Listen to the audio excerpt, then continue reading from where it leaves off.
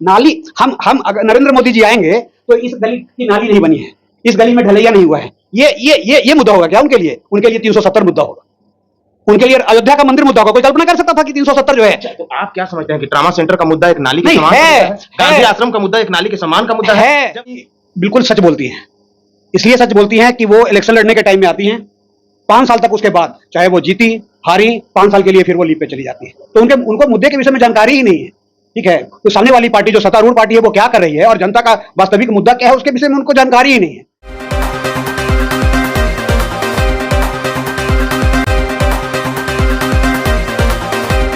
चुनाव चल रहा है और ये जो लोकसभा चुनाव 2024 है 7 चरणों में संपन्न होना था। 6ठे चरण की मतदान जो है कि वो संपन्न हो चुका है। आखिरी चरण का मतदान बचा हुआ है जो कि 1 जून को संपन्न होगा और ये अंतिम चरण के मतदान को लेकर के जो है कि देश में और राज्य की बात करें तो तवातोड़ रैलियां जो है कि वो चल रहा है। नमस्कार, मैं अभिषेक और आप देखना शुरू कर चुके हैं बीकेएम खबर। देखिए, मैं अभी पाटलिपुत्रा संसदीय क्षेत्र में हूं और यहां से जो उम्मीदवार हैं, एनडीए के उम्मीदवार जो हैं रामकृपाल यादव हैं, तो इंडिया के तरफ से जो उम्मीदवार है राजद की मीसा भारती हैं। अब ऐसा कहा जा रहा है कि ये जो टक्कर है वो काफी रोमांचक टक्कर होने वाला है। इस पे बात करने के लिए जो है कि हमारे साथ भाजपा के नेता जुड़ चुके हैं। इनसे जानेंगे कि आखिरकार जो इंडिया वाले हैं वो भी ये दावा ठोक रहे हैं कि इस बार हम आगे निकल रहे हैं। तो इधर से जो है कि रामकृपाल यादव जो कि 2 बार से विनर रह चुके हैं, इनका भी दावा है कि हम भी आगे निकल रहे हैं। आखिरकार क्या कुछ माजरा है, नेताजी से बात करते हैं और जानने की कोशिश करते हैं। नेताजी, बीकेएम खबर में आपका बहुत बहुत स्वागत है। धन्यवाद।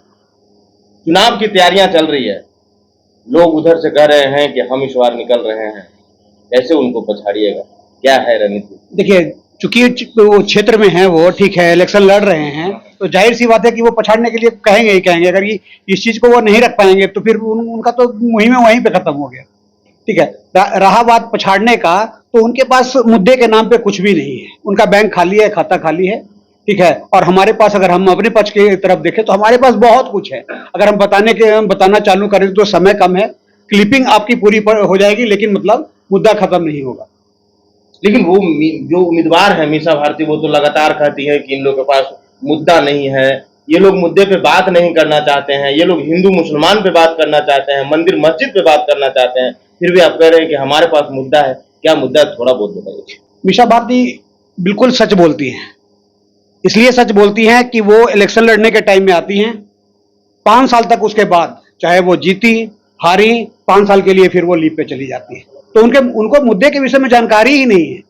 ठीक है, तो सामने वाली पार्टी जो सत्तारूढ़ पार्टी है वो क्या कर रही है और जनता का वास्तविक मुद्दा क्या है उसके विषय में उनको जानकारी ही नहीं है। तो फिर वो मुद्दे की चर्चा कर कैसे सकती है? मतलब समझ रहे हैं? मतलब आज अभी चुनाव है, 1 तारीख को हमारे यहाँ वोटिंग है, वोटिंग के बाद 4 तारीख को रिजल्ट आएगा, उसके बाद मान के चलिए ये 2024 चल रहा है, फिर 2029 में मीसा भारती चर्चा में आएंगे। उस बीच में वो चर्चा में नहीं आएंगे, क्योंकि वो वीआईपी कैंडिडेट है। एक हिसाब से महारानी, एक तरफ महारानी है बैठी हुई और एक तरफ जनसेवक है जो लाइन में लगा हुआ है।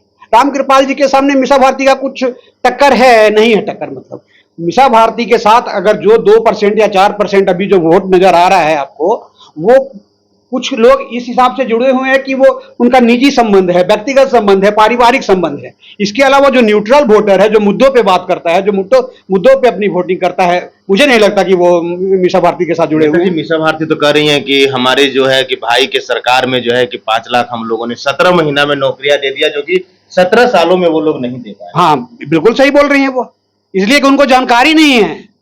मतलब कोई मंत्री जो है बगैर मुख्यमंत्री के साइन के ये नौकरी दे सकता है संभव ही? उसके लिए नोटिफिकेशन जारी होता है, विधानसभा में क्लियर होता है, तब जाके मतलब उसका पूरा पैटर्न तैयार होता है, पैटर्न तैयार होकर वैकेंसी निकलती है, वैकेंसी निकाल के बहाली होती है। तो 1 साल और 6 महीने में संभव है कि कोई रोजगार दे देगा।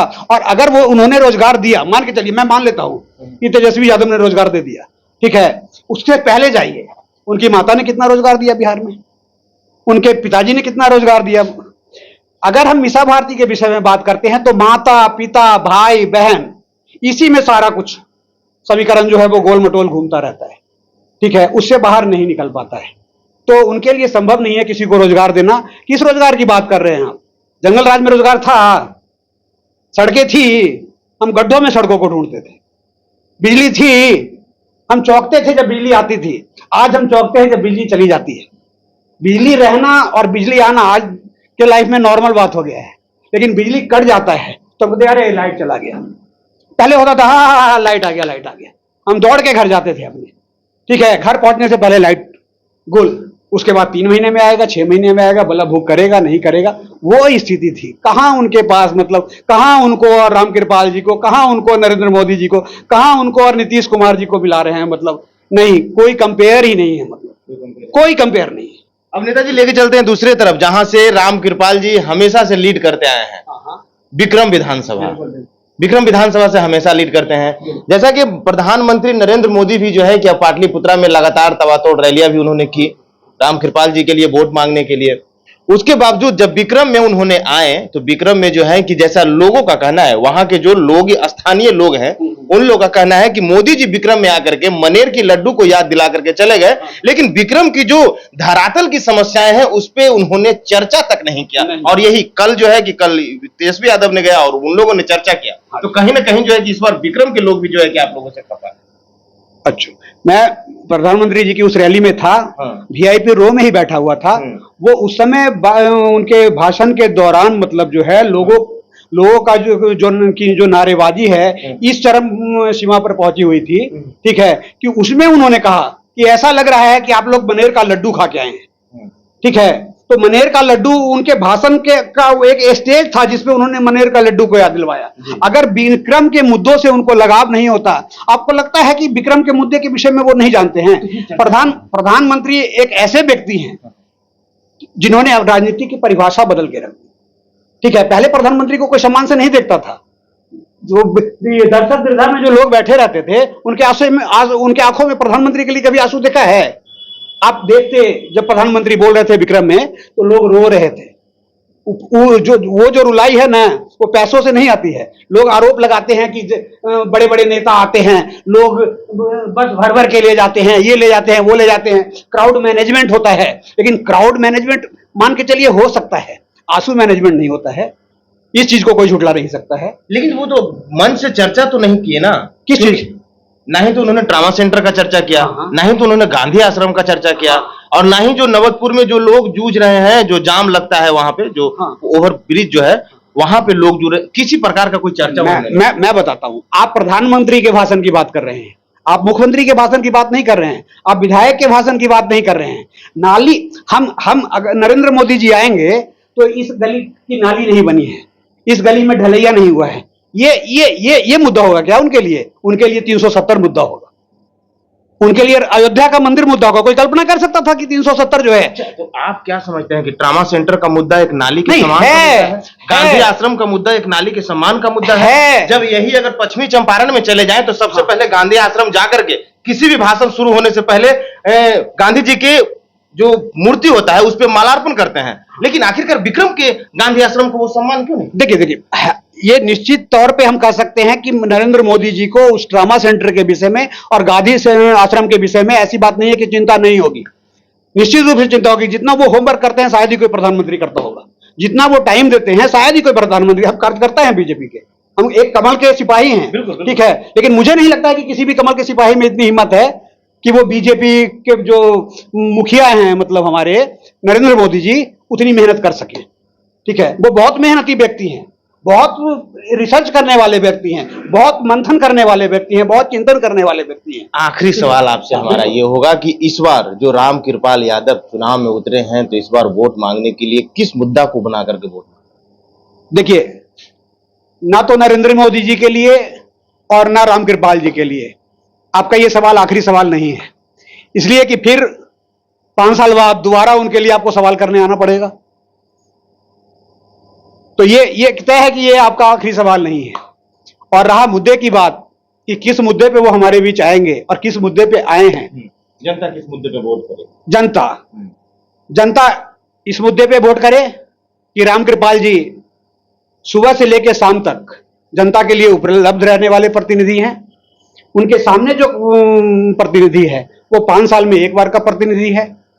जनता इस मुद्दे पे बात करे कि वो एक जमीनी नेता हैं, उनके सामने जो नेत्री हैं वो बहुत ही हाई फाई नेत्री हैं, एक मान के चलिए पैरासूट, हम दूसरे नेताओं को जो दूसरे क्षेत्रों से आके खड़ा हो जाते हैं उनको हम पैरासूट कैंडिडेट कहते हैं ना, ठीक है। लेकिन मीसा भारती जी जो हैं वो इसी क्षेत्र में रहते हुए उनका जो हाव भाव, उनका जो दिनचर्या, उनका जो इलेक्शन लड़ने का तौर तरीका, उनकी जो उपस्थिति पैरासूट कैंडिडेट से कहीं आगे।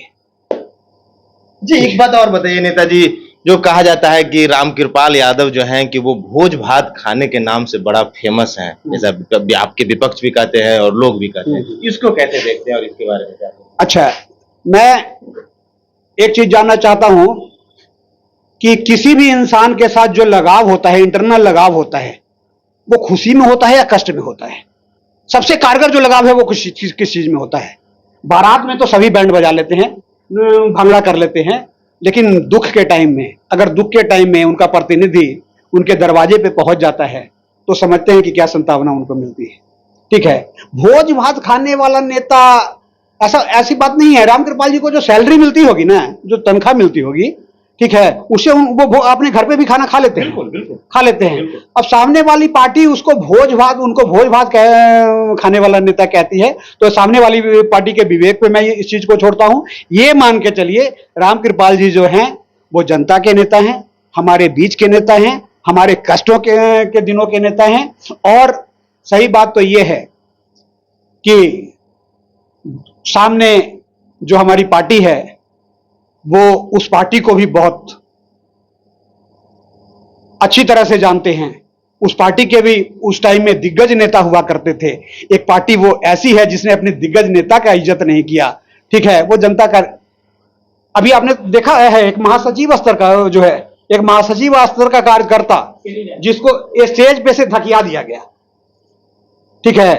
तो हम लोग क्या है, हम लोगों के साथ भी इज्जत है, ठीक है। हम कमल की भक्ति को देख के हम मेहनत कर रहे हैं, ठीक है। और जब हमें उस कमल के द्वारा, हमें पहले इज्जत चाहिए, अगर हमें कमल के द्वारा धकिया दिया जाता है तो दोबारा हमें खड़ा होने में और उस सम्मान, कमल के प्रति उस सम्मान को हासिल करने में बहुत टाइम लग जाता है। इतना आसान नहीं है, ठीक है। मैं रामकृपाल जी के की कुछ योजनाओं के विषय में चर्चा करना चाहता हूं। अभी ऑक्सीजन प्लांट मसौढ़ी, अच्छा, कोरोना काल में मसौढ़ी में जो पुल, ये जो हाईवे जो है, तीन चार जो अभी आपको दिखाई दे रहे हैं, ठीक है। पहले सोचा था, जंगल राज में कभी कल्पना भी की थी किसी ने कि इस तरह के हाईवे बिहार में जाएंगे? वो जंगल राज है जहां पे बिहारी को एज ए पुलिस वर्ड पुकारा जाता था। उस जंगल राज की याद करके हमारे अभी रोकटे खड़े हो जाते हैं। प्रतिनिधि मतलब कोई भी प्रतिनिधि, अगर एक कर्मठ प्रतिनिधि भी उधर से आ जाए तो जंगल राज को इतनी जल्दी लोग भुला नहीं सकते हैं। और फिर तो ये मीसा भारती हैं जो एक मतलब मान के चलिए कि 100 पीस एक परिवार को, यहां जो लड़ाई है वो जनता के लिए लड़ाई नहीं है, एक पार्टी जनता के स्वाभिमान के लिए लड़ रही है। नेताजी, जब आपने ओवरब्रिज की बात निकाली है तो हम भी आपसे एक सवाल हमारा ये होगा कि मसौढ़ी का जो ओवरब्रिज है तो आप भी जानते होंगे, हाँ बिल्कुल, कि लोग कितना जूझ रहे हैं उसके लिए। जो है कि देखिए कि अगर मसौढ़ी पछियारी जो कर्पूरी चौक है वहां से रेलवे लाइन तक आने में, रेलवे लाइन क्रॉस करने में मुश्किल से 5 मिनट का रास्ता होगा। अगर बाइक से रहे तो आप शायद कम समय भी लग सकता है, लेकिन उसी 5 मिनट के लिए लोग 5 घंटों तक जाम में खड़े रहते हैं वहां। हाँ, मैं मानता हूं इस चीज को, ये एक बड़ी समस्या है इस इलाके की, ठीक है। लेकिन एक चीज ये भी मानना होगा हमें कि मसौढ़ी में जो वो मेन चौराहा जो है जिसपे जाम की समस्या है, उसको मतलब उसके समाधान के लिए प्रयास किया जा रहा है। काफी कंजस्टेड इलाका है, उसमें उस कार्य निर्माण में लोगों को और परेशानियों का सामना करना पड़ेगा।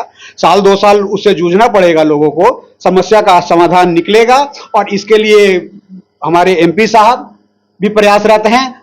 और फिर एक चीज और मैं बताऊं, मसौढ़ी जैसे जो आपने जाम का पॉइंट बताया, मतलब वैसे कई पॉइंट हैं इस देश में, कई पॉइंट हैं जिनका समाधान हमने देखा है कि निकला है कई जगहों पे। तो मसौढ़ी भी उससे दूर नहीं है। आने वाले टाइम में मसौढ़ी की समस्या का भी समाधान बखूबी निकाला जाएगा, ऐसा जनता को विश्वास है, ऐसा हमें विश्वास है। और हम कार्यकर्ताओं को उस कमल के प्रति स्वाभिमान है। स्वाभिमान।